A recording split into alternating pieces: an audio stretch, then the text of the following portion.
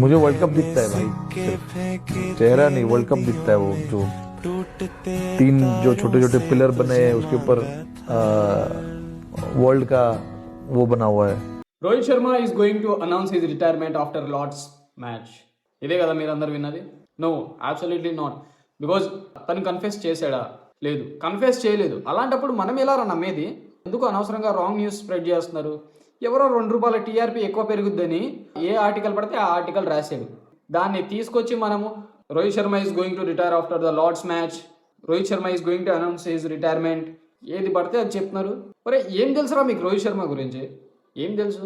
2023లో ODI world cup ఓడిపోయిన తర్వాత ఏడ్చుకుంటూ వచ్చాడు చూసావా? ఆ కన్నీళ్ళని అడుగు రోహిత్ శర్మ ఎవరో. 2024లో తను గెలిచిన తర్వాత ఆ మట్టి తీసుకొని ఏదైతే తిన్నాడో ఆ మట్టిని అడుగు రోహిత్ శర్మ ఏంటో. ఒరే, ఇండియా కోసం ఎన్నో చేశాడు.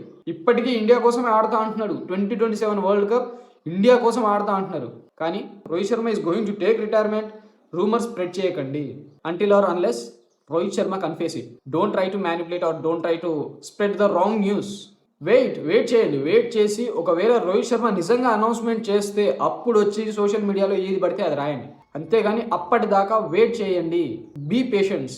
ఎవరికి తెలుసు, రోహిత్ శర్మ లార్డ్స్ తర్వాత రిటైర్మెంట్ ఇవ్వకపోవచ్చు. Rohit Sharma is one of the best player among the world. నేను చెప్పాలనుకుంది ఇదే. Hope you understand. Thank you.